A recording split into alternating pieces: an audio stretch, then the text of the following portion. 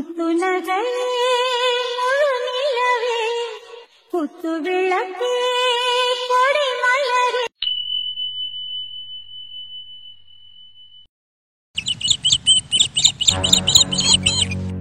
செல்வா, முதல்ல கொஞ்சம் கோபத்தை குறைங்க. என்ன இப்படி கோவப்பட்டுக்கிட்டே இருந்தா நம்மளால எதையுமே செய்ய முடியாது. என்ன படிச்சிருக்கீங்கல, கோவப்படாம பொறுமையா இருங்க. அது எப்படி டாக்டர் கோவப்படாம இருக்க சொல்லிருக்கீங்க? எப்படி பெரிய விஷயத்த மறைச்சிருக்காங்க, நீ கோவப்படாம இருக்க சொல்லிருக்கீங்க?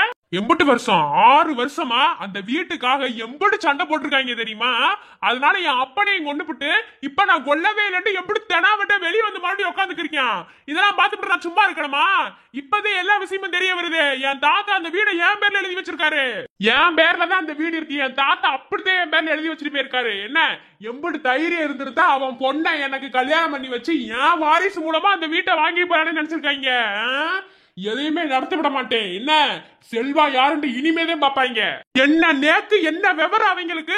என் அப்பனையும் கொண்டுபிட்டு சொத்தை எழுதி வைக்க சொல்லி என் அப்பனை கொண்டாங்க. அப்பனையும் கொண்டுபிட்டு இப்ப வந்து என்கிட்ட சொத்தை எழுதி வீடு எழுதி வச்சு கேட்டா என்னை பத்தி கேத பை மாதிரி தெரியுதா?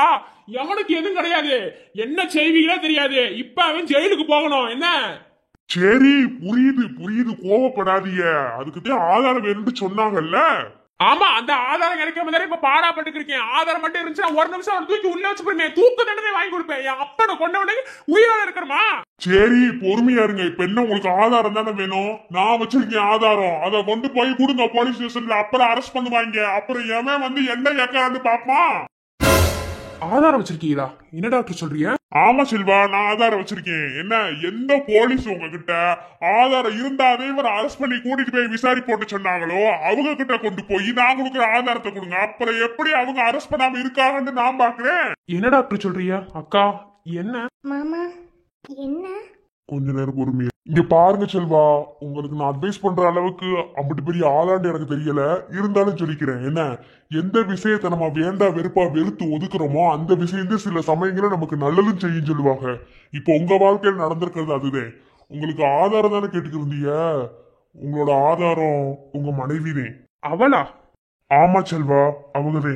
இதோ கையில வச்சிருக்கேன். இப்போ உங்க மாமனாரும் உங்க மனைவியும் 2 பேரும் மாத்தி மாத்தி பேசிக்கிட்டு இருக்காங்க. பேச்சு வாக்குல அவர் உண்மையை போட்டு உடச்சிருந்திருக்காரு. ஆமா, நான் அந்த குத்தி கொண்டேன்னு அவர் தான் சொல்லியிருக்காரு. சொன்னதை அந்த வீட்டுல இருக்கவங்க வீடியோ பிடிச்சிருக்காங்க. வீடியோ எடுத்து இப்ப கொண்டு வந்து என்கிட்ட உங்க மனைவி கொடுத்துட்டு போனாங்க. இப்ப கூட என்ன செய்தி வந்து கொடுத்துட்டு போனாங்க. அவங்களா கொண்டு வந்து உங்ககிட்ட கொடுத்தா கண்டிப்பா நீங்க ஏத்துக்க மாட்டீங்க. ஏன் போன கூட உடச்சிருவீங்கன்னு சொன்னாங்க. ஆனா இப்ப என்கிட்ட வந்து கொடுத்துட்டு போயிருக்காங்கன்னா என் மூலமா உங்களுக்கு ஏதாவது உதவி நடக்கட்டும், ஏதாவது நல்லது நடக்கட்டும் சொல்லிட்டு போனாங்க. அதாவது உங்க பொண்டாட்டி கூட நீங்க சேர்ந்து வாழுங்க வாழாம இருங்க, அது உங்களோட விருப்பம். ஆனா நான் சொல்ற விஷயம் என்னன்னா, நம்ம வாழ்க்கையில எந்த விஷயத்தை நமக்கு வேண்டா வெறுப்பா வெறுத்து ஒதுக்குறோமோ சில சமயத்துல அது நமக்கு நல்லது செய்யும். ஓகேவா? அது உங்க வாழ்க்கையில நடந்திருக்கு. இந்தாங்க ஆதாரம். இதுதான் ஆதாரம்.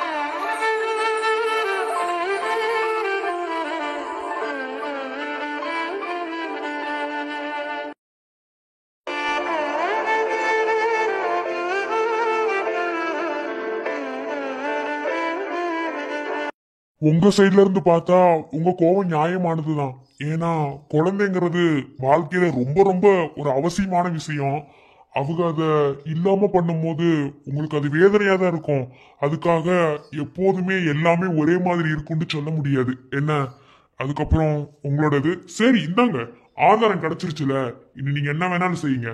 எல்லாத்துக்கும் நானும் உங்க கூட உறுதுணையா இருப்பேன். என்ன தப்பு செஞ்சவங்களுக்கு கண்டிப்பா தண்டனை வாங்கி தரணும். ஏன்னா எத்தனையோ நிரபராதிகள் தண்டிக்கப்படலாம். ஆனா ஒரு குற்றவாளி கூட தப்பிக்க கூடாது. என்ன புரியுதா? அதனால இத வச்சு நீங்க என்ன செய்ய முடியும் செய்யுங்க. உங்களுக்கு என்ன உதவியா இருந்தாலும் நானும் சரி, தாசில்தார் மேடமும் சரி, உங்களுக்கு நாங்க செய்வோம். எதை நினைச்சு கவலைப்படாத மல்லியா. இத்தனை வருஷம் எதுக்காக நீ மறைச்சு வச்சியோ அந்த விஷயத்துக்கு இன்னைக்கு நல்லது நடக்க போகுது நானு. என்ன நீ மறைச்சு வச்சது கூட ஒரு வகையில நல்லதுன்னு நானு. புரியுதா? எதை நினைச்சு கவலைப்படாத. இது மேல என்ன நடக்கணும்னா மேல இருக்குவேன் பாத்துக்குவியான். அதோட உன் அப்பாவோட ஆன்மா நல்லபடியா சாந்தி அடையணும் அப்படின்னு நினைச்சு இதை நம்ம செஞ்சுதே ஆகணும். நீ சொன்ன உடனே எனக்கு வந்த ஆத்திரம், நீ ஏன் அது வெளியே சொல்லாம இருந்தேன் தான். ஆனா உன் அப்பாவுக்கு நீ பண்ணி கொடுத்த சத்தியனாலதான் சொல்லாம இருந்திருக்கேன்னு இன்னைக்கு இன்னைக்குதான் புரியும். அம்மா, மல்லியாவை நீங்க வையக்கூடாது. ஏன்னா முழுக்க முழுக்க அவங்களுக்கு இதை வெளியே சொல்லணும் அப்படிங்கிற ஒரு எண்ணம் தான். நீங்களே சொல்லுங்க. அதாவது பெத்த பொண்ணு பார்வையால தன்னோட அப்பா உயிர் போறத பார்க்கும்போது எந்த ஒரு வலி எப்படி அந்த வலி இருக்குங்கிறத நீங்க யோசிச்சு பாருங்க. யோசிச்சு பாத்தீங்கன்னா கண்டிப்பா நீங்க அதாவது உங்களோட வலி நியாயமானது, நான் அதை இல்லைன்னு சொல்லவே இல்லை. ஆனா அவங்க மறைச்சதுக்கான காரணம் குடும்பம் ஒருபோதும் பிரிஞ்சிடக்கூடாது, என்னைய மாமா தான் கொண்டாரு நீ வெளியே சொன்னீண்டா தலைகீழ போயிடும் அப்படின்ற ஒரே பிரச்சனைனாலதான். ஆனா நீங்க அப்பவே வீட்டுக்கு சண்டை வந்து நீங்க வெளியே வந்துட்டீங்கன்னா அவருக்கு என்ன தெரியவா போகுது? இறந்து போன வரைக்கும் எப்படி அதை வெளியே சொல்ல முடியும்? அதனால அதை சொல்ல முடியாது. அதனாலதான் மல்லிகா மறைச்சிருக்காங்க. நீங்க மல்லிகாவை நீங்க ஏதாவது திட்டக்கூடாதுன்னு நான் சொல்லல.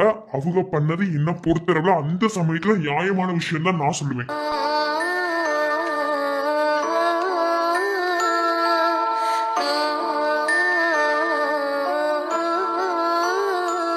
இல்ல டாக்டர், என் மகன் மறைச்சத நான் எதுவும் சொல்லல. ஆனா ஒரு வார்த்தை அவ அன்னைக்கே சொல்லியிருந்தா, அன்னைக்கு அந்த படுவாவிக்கு தண்டனை வாங்கி கொடுத்துருப்பேன். நீங்க என் புள்ள வாழ்க்கை நாசமா போயிருக்காதுல்ல. என் புள்ள வாழ்க்கை நீ எப்படி இருக்குன்னு பாருங்க. எல்லாரும் பொம்பளை பிள்ளை வாழ்க்கைக்கு தான் கவலைப்படுவாங்க, ஆனா நான் ஆம்பளை பிள்ளை வாழ்க்கைக்கு கவலைப்பட்டுருக்கேன். என் புள்ள ஒவ்வொரு நாளும் நொந்து நொந்து சாகுறியா. அவன் எவ்வளவு நொந்து போறான்னு எனக்கு தான் தெரியும்.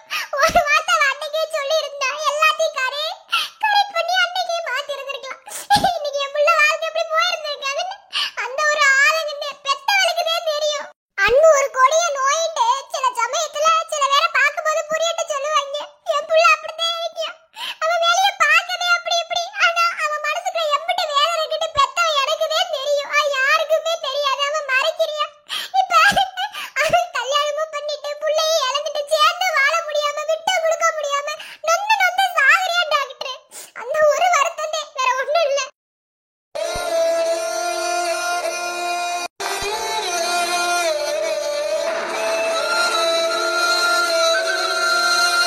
செல்வா, அப்போ வாழ்க்கை எப்படி போறதுக்கு அக்கா நீ காரணமா?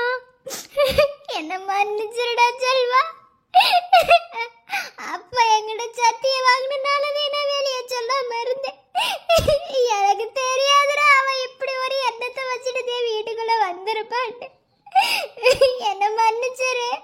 உன் நிம்மதி போக நான் தான் காரணம் மறந்துட்டேன்.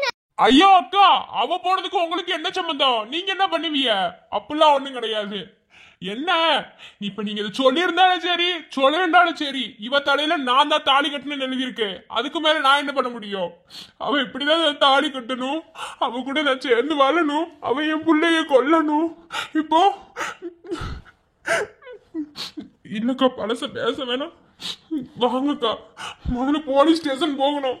அவன் அப்பனை உயிரோடய விடக்கூடாது. வாங்க போ.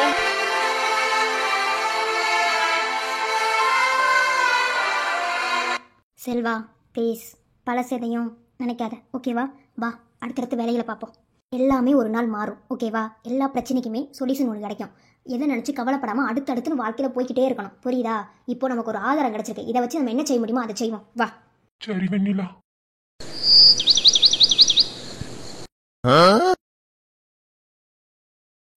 அழகு எத்தனை அழகு, கோடி மலர் கொட்டிய அழகு. இப்படி பெரிய விஷயத்தை செஞ்சுவிட்டு பேசாம உட்காந்துருக்கியா? இன்னும் கொஞ்ச நேரத்தை மறுபடியும் உனக்கு ஆப்பு செய்ய வேண்டிய தப்பப்புறம் செஞ்சுவிட்டு உட்காந்து வியாக்கியாம கணக்கா பாத்துக்கிருக்க. இன்னும் கொஞ்ச நேரத்துல உனக்கு ஆப்பு ரெடிடி. பொறு. சரி, அதெல்லாம் இருக்கட்டும். இந்த வெண்ண அங்க கொஞ்சம் இடத்த காட்டிக்கிருக்காண்டு தெரியலையே. இவன் அப்பா கூட சேர விட்டோம் அம்பிடுத்தேன். இவன் நம்ம வசம் வரமாட்டியான். சரி சரி மீனாட்சி, உன் வேலையை ஸ்டார்ட் பண்ணு.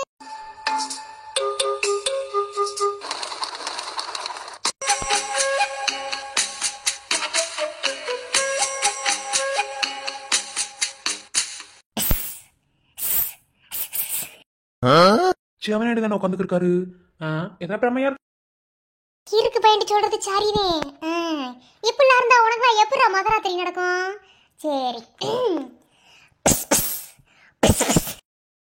என்ன மறுபடியும் சவுண்டு கேட்டுருக்கு? எதுக்கு வம்பு? கேட்போம். அப்பா அப்பா. என்னடா?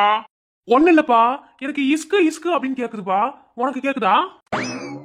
டேய், என்ன பம்பளத்துக்கு இருக்கியா? வாய உடச்சு போடுமே, பேசாம கணக்கு பாரு. அப்பா, நான் சொல்லிக்கிறேன்ல, நான் முதல் தடவை கேட்டுச்சு. சரி, ஏதோ பிரமையா இருக்குன்னு பார்த்தேன். மறுபடியும் இஸ்கு இஸ்குன்னு கேக்குது. எங்கயாவது கால் கடிச்சு பாம்புக்கு இருக்கான்னு பாரு.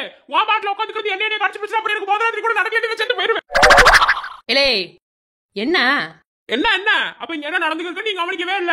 நாங்க என்ன பேசிக்கிறோம், நாங்க என்ன பண்ணிக்கிறோம், இப்ப என்ன சவுண்ட் கேட்ச்சு உனக்கு எதுவுமே காதுல விழுகவே இல்ல அப்படின்னு நடிக்காத சரியா? அப்படியே ஒரு படியை நடிச்சுக்கிட்ட உருமி தெரிச்சு போயிடும். என்ன வா அப்ப நீ உட்காந்து ஏதோ போட்ட கணக்குல உட்காந்து கணக்கு பாத்துக்கிருப்பிய.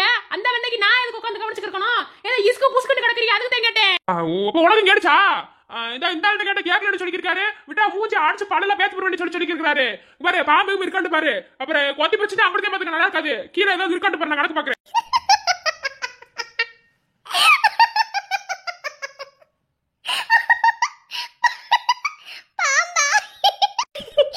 வேற லெவல் பண்ணா இருக்கு. சரி மீனாட்சி, அப்படியே தொடர்ந்து கொண்டு போ. என்ன வெண்ணைக்கு நான் கவனிக்கணும்? பொத்திக்கிட்டு உட்காந்து கவனி. நீ என்ன வெண்ணைக்கு உட்காந்து கணக்கு பாத்துக்கிருக்க? அவனே உருப்படாதவே ஒண்ணுமில்லாதது உட்காந்து கணக்கு பாத்துக்கிருப்பியா? நீ கூட சேர்ந்து உட்காந்து பாத்துக்கிறங்க. அடுத்தவங்க காசு அடிச்சு கொடுக்குற காசுக்கு எதுக்கு கணக்கு பாத்துக்கிருக்கீங்க? வெக்கமா இல்ல? போய் தொங்குங்கடா. அப்பதா இங்க வர என்னெல்லாம் சொல்லிக்கிறது. நாளை மானஸ்தேன். இவங்க இதை ஊத்து பிடிச்சி தெரியுறவங்க என்னெல்லாம் அப்படி பேசிக்கிறது. அப்படி பாத்துக்க என்னைக்கு முன்னாடி கூட சேர்ந்து அப்ப எழுத மானஸ்தேன். கிழிச்ச நீ மானஸ்தேன். மானஸ்தா இருந்தா எப்படி இருக்கணும் தெரியுமா? இப்படி வந்து ஒட்டி உரச்சிட்டு உட்காரியா? ஆள பாரு. பொறுமையாங்களா? இப்ப இங்க என்ன நடந்துச்சு? ஏதோ இஸ்குன்னு ஒரு சவுண்ட் கேக்குதுன்னே நான் பிரச்சனை அதோட அதுக்குள்ள எங்கெங்க போறாங்க. சரி அப்பா உண்மையை சொல்லு. நீ இஸ்கு சவுண்ட் போடலப்பா. உண்மையை சொல்லுப்பா. போய் சொல்லி வச்சு கம்பிட்டேன். ஏன்னா நெசமாவே பாம்பு வந்திருக்கான்னு பாக்கணும். சொல்லு உண்மையை சொல்லுப்பா. உண்மையை சொல்லுப்பா. நீ சவுண்ட் பண்ணல. குடும்பி தட்டிட்டு அடிச்சு போடுவேன். பேசாம உட்காரு. என்ன நீ ஒண்ணு கணக்கே பார்த்து கிழிக்க வேணாம். இங்க கணக்கு வெண்ண கணக்கா வந்துருக்கு. நீ பெரிய வெண்ண நீ உட்காந்து கணக்கு பார்த்துட்டு வச்சுக்க. நீ அதுக்கு மேல வெண்ண மாதிரி வரும். பொத்துக்கிட்டு எந்திரிச்சு போ. சரிப்பா மன்னிச்சுக்கப்பா. நீ சவுண்ட் போடல, நான் ஒத்துக்கிறேன்ப்பா. சரிப்பா வாப்பா கணக்கு.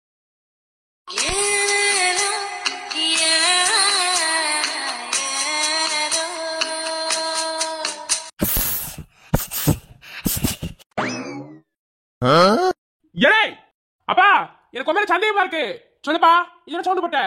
ஆமா நீ தான் சவுண்ட் போட்ட. உன்னை தவிர இங்க யாரும் இப்படிலாம் சவுண்ட் போட மாட்டாங்க. சொல்லுப்பா. மெண்டலா நீ? மெண்டலா ஹாஸ்பிட்டல் தப்பிச்சு வந்துட்டியா? அப்ப நான் ஒரு மெண்டல் கிடையாது. என்ன பத்தி நீ தான் மெண்டல் மாதிரி பண்ணிருக்க. சொல்லுப்பா உண்மை சொல்லுப்பா. நீ தான் இஸ்கு சவுண்ட் போட்ட. சொல்லுப்பா. இல்லப்பா இல்லன்னு வச்சுக்கோ. இப்படி உண்மை சொன்னது இங்க காலமாக நடக்கும். வெட்டு குத்தாவி பேர் வெட்டு குத்து.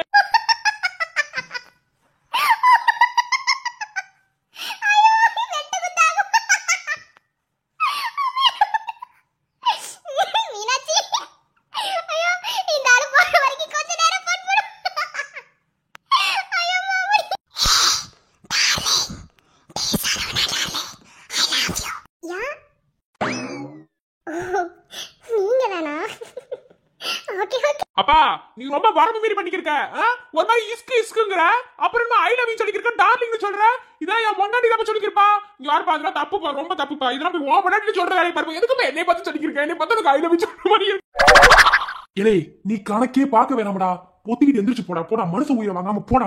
என்ன நினைக்கிறாங்க பார்க்க கூடாது. நான் பாப்பேன். அதுல நீ சொல்லக்கூடாது. நீ சொல்ற. நீ பேசவே கூடாது. பேசுறது வாய்ப்பத்தே இப்படி நாள் நீ சொல்றது நான் கேட்டேன். இப்ப நான் சொல்றது நீ கேட்கணும். பேச பாரு.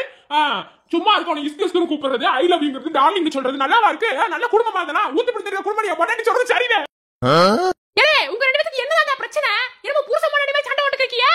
நீ என்ன சும்மா ஒரு இஸ்குன்னு இருக்காரு. இது நீ வேற நாள ஏத்தி விடு. என்னை அப்படி பார்த்தா உனக்கு புருஷ பொண்டாட்டி மாதிரி தெரியுதோ? இங்க வரைக்கும் ஒண்ணும் சரியில்லை. பாரு என்ன சொன்னாலும் சரி, எம்பிட்டு காசு கொடுத்தாலும் சரி, என் பொண்டாட்டி மட்டும்தான் எனக்கு பொண்டாட்டி. யாரும் எனக்கு பொண்டாட்டி இல்ல. வாப்பா இதான் உனக்கு கடைசி தடவை. என்ன உன் கூட நான் பேசாம உட்காந்து கணக்கு பார்க்கணும் நீ மனசுக்குள்ள நினைச்சீண்டா? நீ நினைக்க மாட்டேன். இருந்தாலும் சொல்றேன். என்ன நீ துரத்தி விட்டதை பாத்துக்கிருக்க. நினைச்சீண்டா இதை இஸ்கு சொல்றது ஐ லவ் யூ சொல்றது நிறுத்தி போய் சொல்லிவிட்டேன்.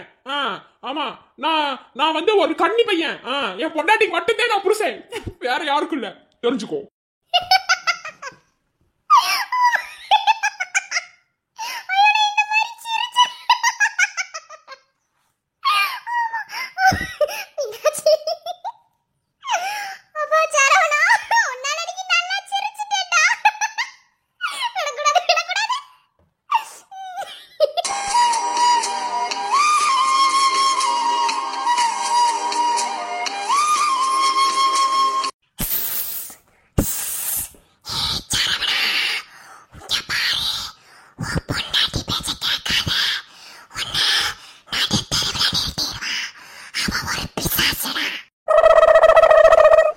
அப்பா நீ எந்திரிப்பா. இதுக்கு மேல மரியாதை கிடையாதுப்பா. எந்திரிப்பா. என்ன மவனே உனக்கு என்னதான்டா பிரச்சனை? எப்பா நீ தான் எனக்கு பிரச்சனை. இப்படி தூரம் நான் அமைதி வந்ததே பெரிய விஷயம்.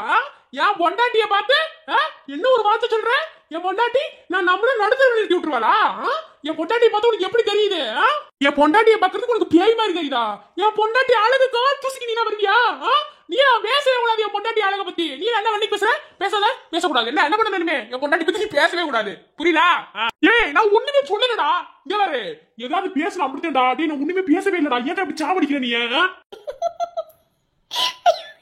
என்ன இவ ஏன் சிரிக்கிறா? ஒன்னும் விளங்கலையே. இவ ஏதாவது பண்ணிக்கிருக்காளா? கிட்ட கேப்போம். அடியே என்ன பத்தா? நீ ஏதாவது பண்ணிக்கிறியா? எதுக்கு அப்படி மல்லு கட்டிட்டு கிடக்குறாங்க? ஆனா இவங்க எதுவும் பண்ணலன்னு தெரியுது. என்னடி நீ ஏதாவது பண்ணிக்கிறியா? நான் ஒண்ணும் செய்யல. அப்படி அங்கிட்டு கொஞ்சம் திரும்பி பாரு.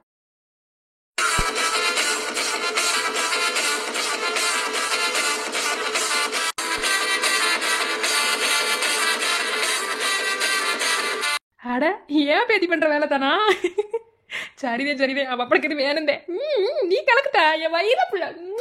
நான் ரொம்ப நேரமா பாத்துக்கிட்டேன். ஒரு அளவுக்கு பொறுமை. ரொம்ப மனசுல சீட்டிக்கிறதா எவனும் பொறுக்க மாட்டியான். என்ன நீ என் பொறுமையா ரொம்ப சோதிச்சுட்ட. அதனால இதுக்கு மேல நான் பேசாம இருக்க முடியாது. என் பொண்டாட்டி பேசுறதுக்கு அப்புறம் இந்த வீட்டை நான் இருப்பேன்னு நினைச்சிருக்கியா? நான் இருப்பேன். நான் போக மாட்டேன். என் பொண்டாட்டியும் சேர்ந்து நானும் சேர்ந்து உன்னை வெளியே துரத்தி விட்டுருவான். ஏ வெண்ணம் அவனை என்னடா இல்ல என்ன வண்டிக்கிறேன்னு கேக்குறேன். வாடா என் பொறுமையை ரொம்ப சோதிச்சுருக்கடா. நான் ஒண்ணுமே பண்ணலேங்கிறேன். என்னமோ சொல்லிக்கிருக்க. நீ அப்படியே உருட்ட போடாத. நீ என் வாயை திறந்தாலே ஒரு உருட்டிக்கிட்டே தெரியல. வாருப்பா ஒன்னும் சரியில்லை. இப்படியா போய்க்கு இருந்துச்சு அப்படியே பாத்துக்கப்பா. ஏய் வாட்டலாம் பேசி வாட்டாங்க. அடியே எங்கடி இருக்க? இங்க வாடி.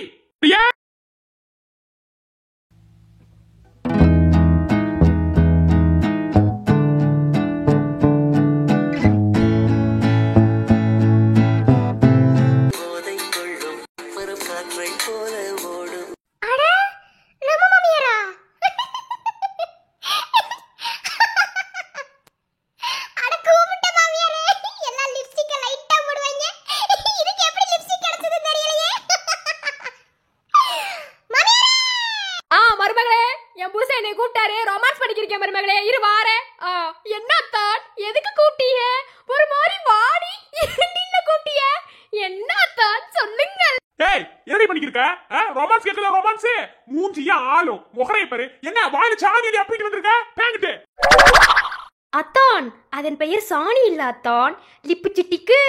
வேற என்ன? லிப்புச்சிட்டிக்கு அருந்ததி இருக்கால, நம்ம ஆசை மகள் அருந்ததி. அவளுடைய ரூமிற்கு கிளீன் செய்ய வேண்டும் என்று சென்றேனா, அப்போதுதான் இந்த லிப்புச்சிட்டிக்க பார்த்தேன்.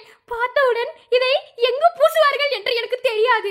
ஆகையால் உதட்டில் பூசுவார்கள் என்று நான் ஒரு புத்தகத்தில் படித்தேன் அத்தான். அதனால்தான் எடுத்து உதட்டில் அப்பினேன். நல்லா இருக்கிறதா? உங்களுக்கு பிடித்திருக்கிறதா? வாங்க அத்தான் ரொமான்ஸ் பண்ணலாம்.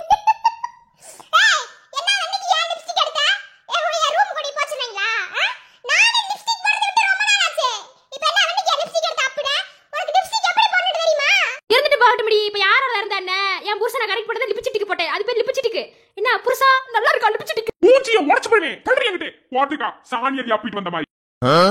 யோ உன் மூஞ்சிக்கு ரொமான்ஸ் பண்றதே பெரிய விஷயம். என்ன நான் லிப்ஸ்டிக் எடுத்து அப்பிட்டு வந்திருக்கேன்டா, நீ அத பெருசா நினைக்கணும். என்ன வா ரொமான்ஸ் பண்ணுவோம். ரொமான்ஸ்ல தீய வைக்க ரொமான்ஸ் பண்றடா. ரொமான்ஸ் ஆளும் மூஞ்சியும் இங்க என்ன பிரச்சனை போயிருக்கு? சாணியில அப்படி இந்த மாதிரி அப்படி நின்னு இருக்கா. இங்காரே உன் மைண்ட் என்ன கேளு. என்ன நான் ஜெயா சமுக்கலாம் உன் மைண்ட் என்னமோ சொல்லிக்கிருக்கான். வர வர உன் மைண்ட் சரியில்லை. இப்படியே போயிட்டு இருந்துச்சு அப்படியே பாத்துக்க.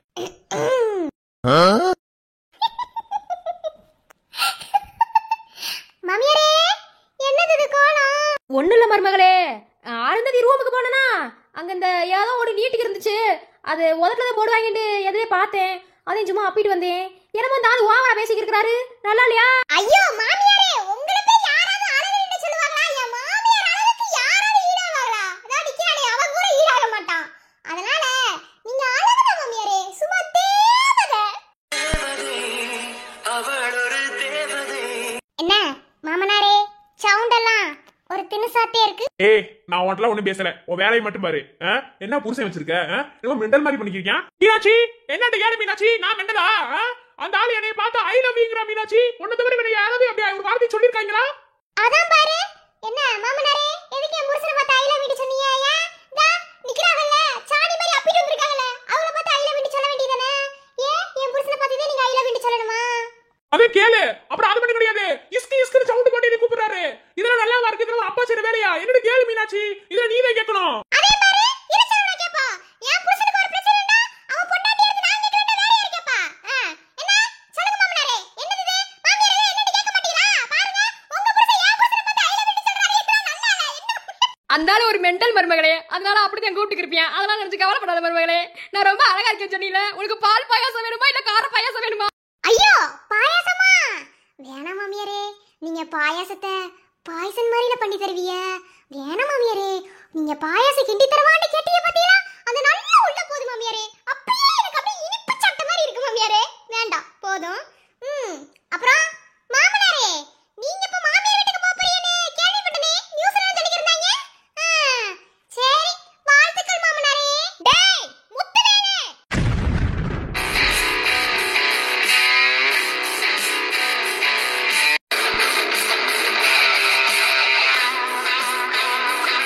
இப்ப இதுக்கு வந்திருக்காங்க. யோ, ஆதாரம் வேணும் ஆதாரம் வேணும்னு சொல்லிக்கிருந்தீல, ஆதாரம் வந்துருச்சு. வா உன் மாமியார் வீட்டுக்கு வாயா. ஏய் எடுவட்ட நாயே, உனக்கெல்லாம் வாங்க வா. யோ, என்னமோ கேட்டீல, ஆதாரம் வேணும், அப்பனாதே அரெஸ்ட் பண்ண விடுவேன், அப்பனாதே விசாரிக்க விடுவேன்னு சொன்னீல, ஆதாரத்தோட தான் வந்திருக்கோம். என்ன இப்போ உன்னால தப்பிக்கவும் முடியாது, உன்னால பதிலும் பேச முடியாது. எப்படி பேசுறேன்னு நானும் பாக்குறேன். என் அப்பனை கத்தியால குத்தி கொண்டுபிட்டு நான் கொல்லவே இல்லைன்னு சொல்லிக்கிருக்கேன். அப்ப பாத்துறான கேளுச்சியா? என்னை பார்த்து உனக்கு எப்படியா தெரியுது? உன்னை போய் இத்தனை வருஷம் மாமா அம்மா சொல்லிக்கிருந்த பத்தியா என் புத்திய செருப்பு கொண்டு அடிக்கணும். மாமான்ற வார்த்தையில அர்த்தம் இல்லாதவையா? கொஞ்ச நேரம் பேசாம இருக்கீங்களா? அதுக்கு தானே வந்திருக்கோம். என்ன சொன்னீங்க விசாரிக்க வரும்போது? நான் ஒன்றும் கொலையே பண்ணல, அப்படி பண்ணி எப்படி பண்ணி சொல்லிக்கிருந்தீங்கல்ல, அதனால தானே விசாரிக்காம உங்களை அனுப்பி விட்டோம். ஆனா இப்ப ஆதாரத்தோட வந்திருக்கோம். என்ன நீங்க கண்டிப்பா இதுக்கு வந்ததே அவனை இல்லைன்னா தரத்தரன்னு எடுத்துட்டு போக வேண்டிய சூழ்நிலை வரும்.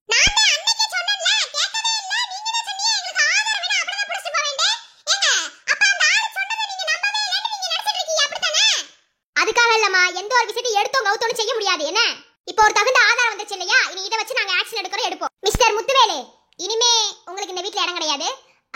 உங்களை நீங்க தான் கொலை செஞ்சிருக்கீங்க அப்படிங்கிறதுக்காக தெளிவான ஆதாரம் நீங்க கொடுத்ததுதான். ஓகே, போலீஸ் ஸ்டேஷன் கிளம்பலாமா? என்ன ஆதாரம்? எவன் கொடுத்தியா? எந்த வெண்ணை கொடுத்தியா? எங்க ஆதாரத்தை காட்டுங்க பாப்பா. யோ, முழுசா நினைச்சிட்டேன். என்ன வேணுக்கு உனக்கு முக்காடு? நீதாயா கொண்ட உன் மயல் நீதேன்னு சொன்ன. என்ன நீயும் உன் மகளும் பேசிக்கு இருந்தப்ப அத உன் மருமக வீடியோ எடுத்து எங்களுக்கு கொடுத்தாச்சு. என்ன என்ன பேசியிருக்க அதுல? வீடியோ எடுத்து கொடுத்தா நான் எடிட் பண்ணேன்னு சொல்லுவேன்னு. எடிட் பண்ணேன்னு சொல்லுவீல, அப்ப நீ பேசாமல எடிட் பண்ணேன்னு சொல்லியிருப்ப. சொல்லு பாப்பா. இங்க எவனாலும் எதையும் சொல்ல முடியாது, நீதான் கொண்ட. அப்புறம் இன்னொரு விஷயம் கேட்கணும்னு நினைச்சேன். ஆமா, அந்த வீடு யார் பேர்ல இருக்குன்னு இப்ப சண்டை போட்டுக்கு இருக்க நீ? யார் பேர்ல இருக்குன்னு என் அப்பனை கொண்ட நீ? ஏண்டா வெண்ண, நீ அப்பவே என்ன சொன்ன? நீ உன் பொண்டாட்டியும் சேர்ந்துக்கிட்டு என்ன சொன்னீங்க? என் அப்பா எனக்கு சொத்து எழுதி கொடுக்க வேணான்ற எண்ணத்துல பூரா சொத்தையும் எனக்கு சேர வேண்டிய சொத்தையும் உனக்கு எழுதி வச்சு எல்லாத்தையும் குடிச்சு அழிச்சுக்கிட்டு திரும்ப என் அப்பா எனக்குன்னு ஒரு வீடு வாங்க, அத உன் பேர்ல மாத்தி எழுதி கொடுக்க சொல்லி எங்ககிட்ட பூரா கேட்டு எதுவுமே முடியல. கடைசியில என் புருஷனை கேட்டு என் புருஷனை கொண்டு இன்னைக்கு இந்த நிலைமையில வந்து எல்லாம் தெரிய வரப்ப இப்பதானே தெரியுது அந்த வீடு என் புள்ள பேர்ல இருக்கு. என்ன எவன் நினைச்சாலும் எதுவும் செய்ய முடியாது. என்ன என் அப்பா என் புள்ள பேர்ல அந்த வீட்டை எழுதி வச்சிட்டு போயிருக்காரு. ஒன்னால ஆணி கூட புடுங்க முடியாதுடா. யோ, தெளிவா என் தாத்தா என் பேர்ல வீட்டை எழுதி வச்சு அத பத்திர ஆபீஸ்ல நான் வந்து கை தொட்டி எடுக்கிறேன் எழுதி வச்சுட்டு போயிருக்காரு. இது தெரியாம நீ உன் மக கிட்ட எங்க வீட்டு பத்திரத்தை எடுத்துட்டு வா சொல்லியிருக்க. அவளு வெக்கம் கட்ட தரமா ஒரு பத்திரத்தை எடுத்து கொண்டு வந்து கொடுத்தாலே அது அந்த வீட்டு பத்திரம் நினைச்சுக்கிறியா? போலி பத்திரம், அதையே தாத்தா தான் எழுதி வச்சிருக்காரு. எப்படி நீ பின்னாடி பிரச்சனை பண்ண வேண்டிய சொல்லி தாத்தா அப்படி பத்திரத்தை எழுதி வச்சு போயிருக்காரு. அதை உன் மக எடுத்து கொண்டு வந்து ஓட்ட கொடுக்க நீ வேணான்னு சொல்ல. இப்ப உண்மை என்ன? அந்த வீடு என் பேர்லதே இருக்கு. என்ன உன்னால ஒரு ஆணி புடுங்க முடியாது. இங்க வரு, இப்ப சொல்றேன். என்ன நல்ல காலில் வாங்கிட்டு போ. இனி நீ வெளியவே வர முடியாது. இப்ப கோர்ட்டுக்கு கேஸ் போகும். கேஸ் போட்டிருக்கேன், கோர்ட்ல ஹியரிங் நடக்கும். உனக்கு தண்டனை வாங்கி கொடுத்த மறு நிமிஷமே என் குடும்பமே அந்த வீட்டுல சந்தோஷமா இருப்பையா? எந்த வீட்டு சொத்துக்காக நீ சண்டை போட்டுக்கு இருந்தியோ அந்த வீட்லயே நாங்க மறுபடியும் போய் இருப்போம். பழையபடி எங்க வாழ்க்கையே நாங்க வாழுவோம். என்ன எங்க அப்பா இல்ல, எங்க அப்பா இல்லாத இடத்துல நான் இருப்பேன். என்ன என் குடும்பத்துக்கு நான் இருக்கேன். சரியா?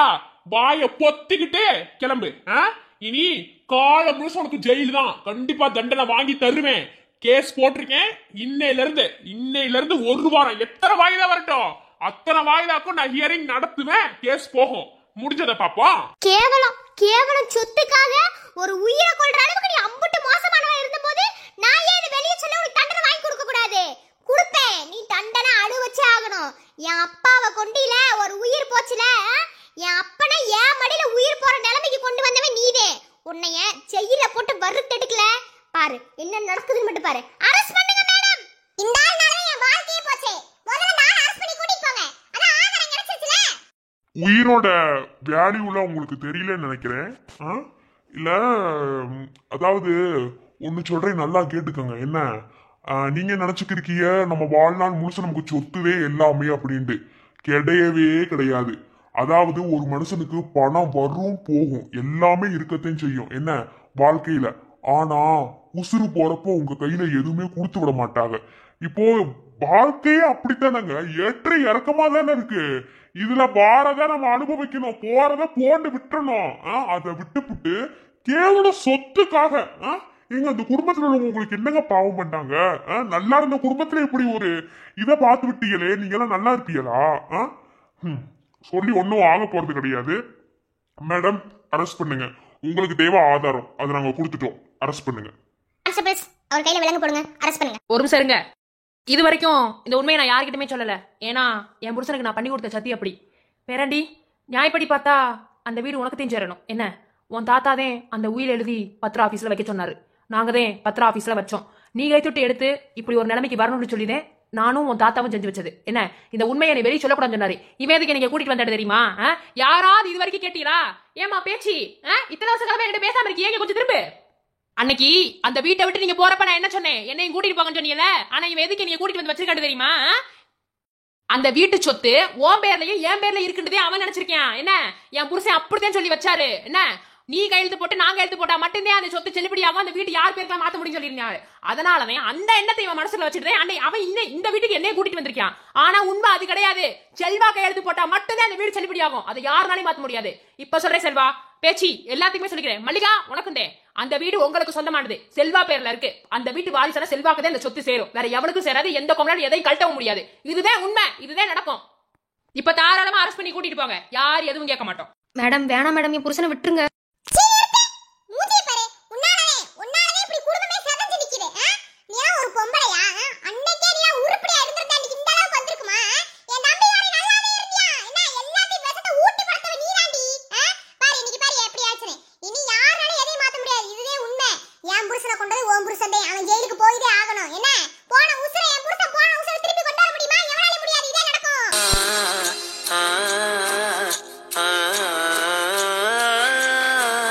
ஐயோ என்னங்க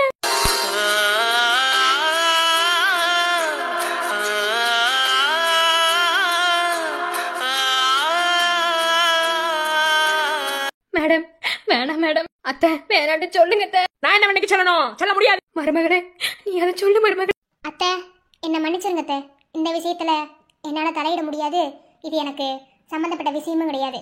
நியாயப்படி பார்த்தா தண்டனை உங்க புருஷனுக்கு கிடைச்சதே ஆகணும். அதான் நடந்துருக்கு. அம்மா போலீஸ்காரங்களே வேணாம், எதுவும் பண்ணி விடாதீங்க. இனி பேசுறதுக்கு ஒண்ணு கிடையாது. உங்க புருஷனுக்கு ஆதாரம் தானே வேணும், கிடைச்சிருச்சு. இனி என்ன வந்தாலும் கோர்ட்ல வந்து பேசுங்க. இனி கோர்ட்ல கேஸ் போயிடும். இனி அதுக்கப்புறம் அங்க ஹியரிங் நடக்கும். அங்க வந்து என்னோட பேசிக்கோங்க, அவ்வளவுதான். கான்ஸ்டபிள்ஸ் கூட்டிட்டு வாங்க.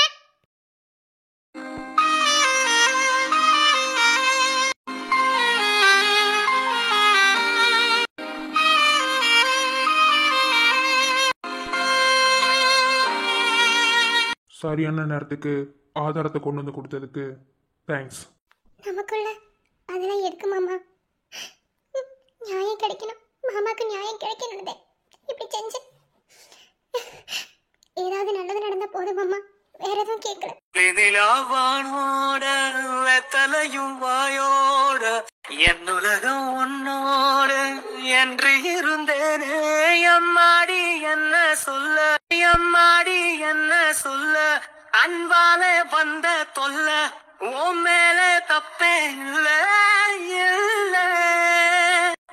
என்னோட கண்ணுக்குள்ள கண்ணீரும் சிந்த இல்ல, செத்தேனே இப்ப மெல்ல மெல்ல.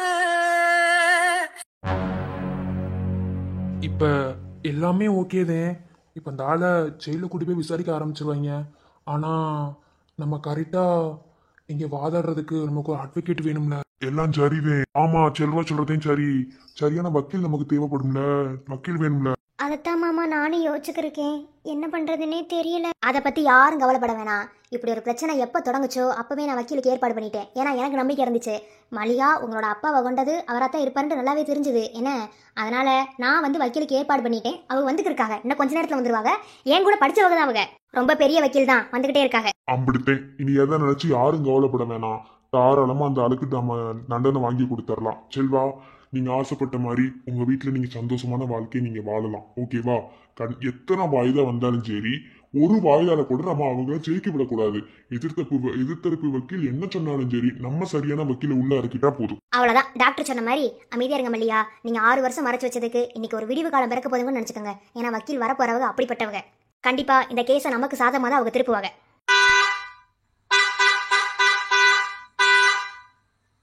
வந்துட்டாங்க பாருங்க அவங்க.